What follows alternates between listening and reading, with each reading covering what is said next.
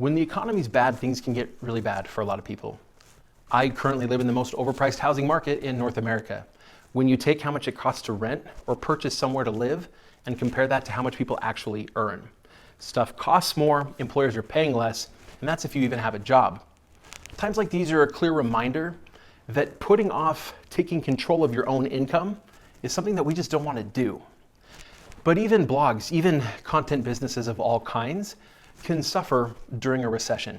So in this video, I want to share with you some things I've learned over the years I've been doing content marketing to help minimize the impact of any sort of recession or economic downturn on your content business. The first thing we need to address is that every niche is going to be a bit different, and there's no one niche that necessarily will need to apply all of these strategies. And there are some niches where some of these strategies are going to work better than others. So my recommendation is that you look at your niche and you consider which of these strategies in this video are going to help you specifically and start implementing those strategies now. Even if we end up not having like a really bad or really long recession, these are only going to help you earn a better income from your site and be better prepared for the future if and when we have the next recession hit. So principle and really strategy number one is this. You may need to adapt some of the content on your website to better fit search queries that are going to be done more frequently during a time of economic downturn. We used to have a website all about campers and RVs. It's probably one of the most luxury item type websites that we've personally created. In a time of recession, a lot fewer people are going to be out looking for RVs to buy. If there's less disposable income and less free time, there's going to be less RV purchases. What if we started adding new content to our website early on, as early as possible, that focused on how to use RVs and how to use campers as an alternative housing option? What about content around finding places where you can park a camper or an RV to live in it for a semi-long-term period of time? How about some of the content around maintenance and use of an RV when you're using it regularly as opposed to using it as a recreational vehicle, which is what they're created for? During a recession, the volume for these types of searches is going to increase, even if the volume for some of the other searches that we currently rank for is going to decrease. Now, even if the traffic on your website doesn't decline a lot, most of your revenue streams will. Keep in mind that Google searches are free. People can make all of them that they want to. People will often still research things that they're interested in, even if the purchases that they would have normally made relative to that search aren't being made right now. It means that that person is a little bit less valuable to an advertiser, so ad rates go down. It also means that person is a little bit less likely to up and make an affiliate purchase right now, which means your affiliate revenues go down. Given this situation, we really have two options for maintaining our revenue where it is or even growing it higher. The first one is to get a bunch more traffic. The best way to do that is the thing we just talked about, strategy number one, making sure that we have content on our website that's well suited for an economic downturn. The second option is to diversify our revenue streams, basically make more money from more places. Let me show you real quick how that works. All right, here at the blackboard, hopefully I can illustrate for you a little bit about what we've been talking about. This first circle pie or circuloid shape, I freehanded that, okay? Give me a little bit of credit here.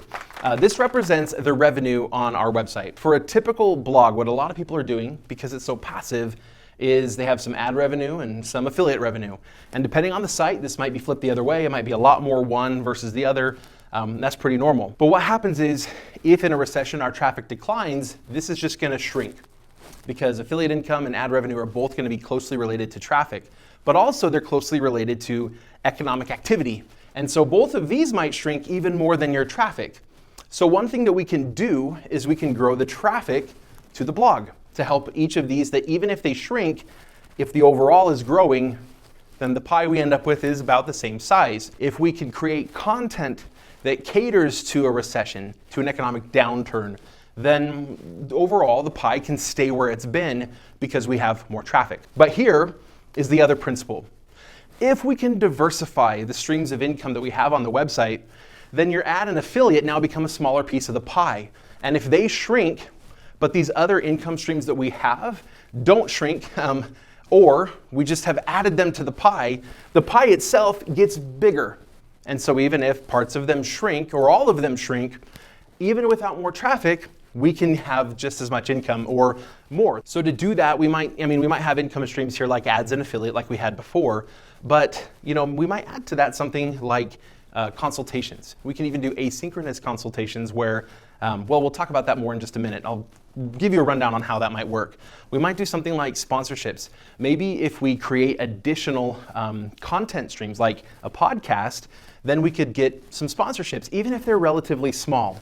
And then we might create our own info product. Oftentimes we've created info products that were bigger than the whole rest of the pie put together. Info products can often do well, even in an economic downturn, because we get to keep 100% of the revenue that comes from them. We're not just taking a little piece like we do with ads or with affiliate products. So you don't necessarily need nearly as many sales.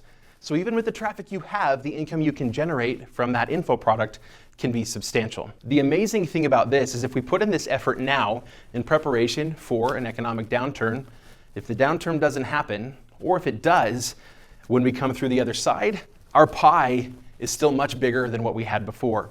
And all of the things we've talked about here as income streams are still more on the passive side. They don't necessarily require us to put in a lot of time with every single sale. For example, like a normal service business that exists, like if you're a plumber, you have to do another job to make more money. With an info product, you've created the product. You don't necessarily have to recreate it or reteach it even every single time that you make a sale.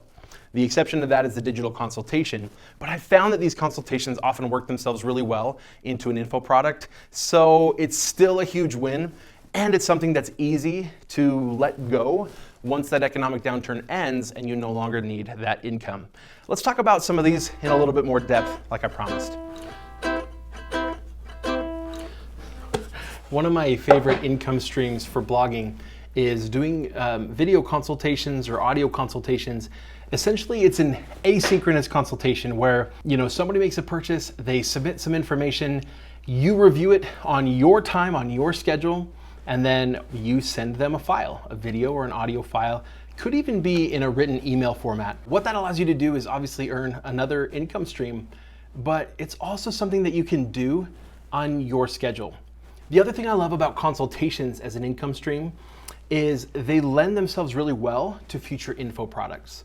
When I create an info product, oftentimes it's hard to know exactly what information I need to put into that product. But when I've done a bunch of consultations on the same topic, I understand it a lot better. I know the issues that most people are running into. I have so much more experience teaching it. It makes it way easier to create a really, really good info product. A podcast can also be a great way to help grow not only revenue streams, but also to grow that traffic during an economic downturn. When we have a podcast, it takes our blog a whole step further. This is the same sort of argument we make when we encourage people to make video. Because what it does is it takes the people who had been reading your blog, and by inviting them to come listen to you on a podcast or a video, we're bringing them into the brand, we're warming them up, we're building rapport with them. The people that are listening they're kind of a captive audience. They're not necessarily like looking for an opportunity to leave right away. So starting a podcast right now could be a great opportunity to help keep the traffic strong during a recession. But more than that, it's another awesome revenue opportunity. We can run ads or sponsorships on our podcasts just like we would, well, at least sort of like we would on a YouTube channel or on our blog posts. It's a great way to make an additional income. And if you incorporate some of those other income streams we talked about, it's gonna help make selling an info product or a consultation way easier. We have to address info products as well. Info products have got to be probably my favorite way to monetize a content business, because it's just the place where we're able to earn the greatest income for the efforts that we make. But in order to create and sell an info product, we're going to have to build a stronger connection with our audience than what we typically do just through a blog. And that's where creating other forms of content, such as a podcast like we talked about, or at least some video content on our blog, and even an email list, is going to help us build more of a relationship with our audience, really warm them up to what we have. And then if we can create a good info product that solves a problem for our audience, even in times of recession, a certain percentage of the audience will be in a position to where not only would they be willing and able to purchase an info product from you, but they will be able to recognize the value that it has and reap the benefit of the value you create in this info product. And I have found that an info product alone can often earn substantially more than all of the other types of monetization we've talked about combined. So now let's talk about creating a specific action plan for you. Step one in an action plan is to actually plan and plan now. The sooner that we're able to get on top of this, the less likely it is that we're going to see a negative impact on our website during a recession.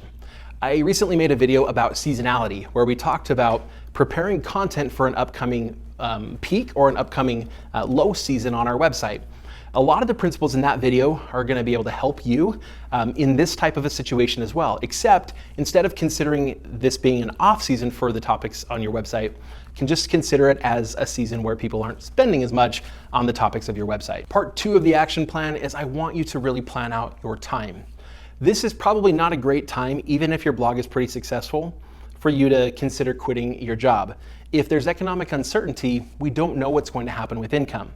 And so plan your time so that you can continue crafting content and continue working on this website, even while working your normal job, even while doing all of the things you have going on in your life right now. But really, for everyone who is working a job, whether you're close to leaving one or not, I want to encourage you to plan out your time so that you make sure you make this side business a priority, because this is the thing that's going to help ensure that you have a consistent and a good income in the future. Part 3 of our plan is we need to have this plan to continue creating content.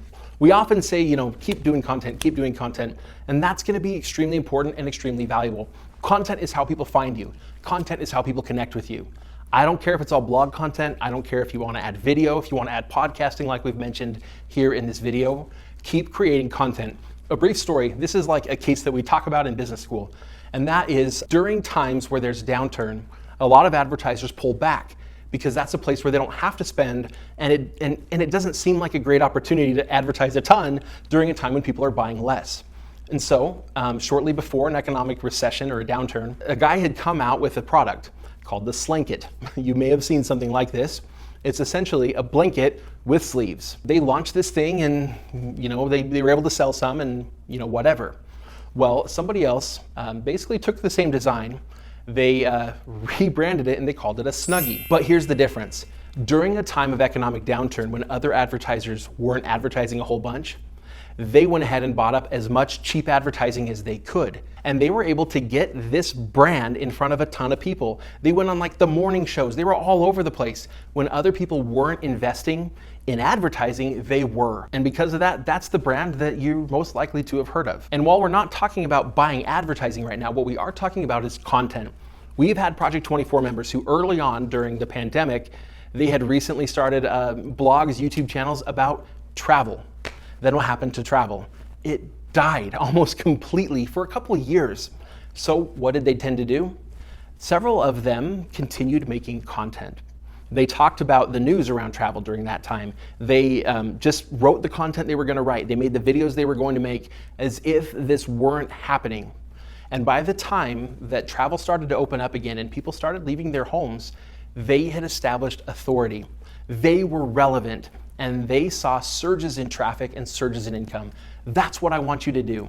Even if things aren't going great in the economy, even if a lot of people aren't coming to your website, keep making good content, because most people aren't going to right now, because most people want a quick turnaround. They want a quick return on that investment. And then the fourth part of your plan is if you rely on your business for an income, I want you to keep as much of the income that you generate in your business as possible. I'm not talking about necessarily reinvesting it in your business. I'm talking about holding on to it. Keep a business reserve. You want to make sure that you can cover all of the expenses in your business, even if you see a decrease in the revenue, in the income over a shorter period of time. Frankly, this is a great principle for everyone, whether you rely on your blogging income or not. Everybody should have an emergency fund, and this is just a fund of money that we don't touch except in an emergency.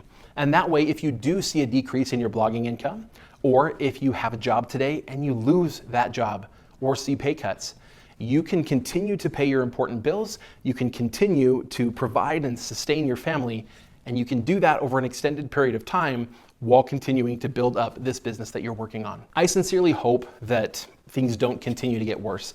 I honestly hope that we are able to return to some form of normalcy. Normalcy, I don't even know what that means anymore because it's been years since things have really been normal or consistent for very long.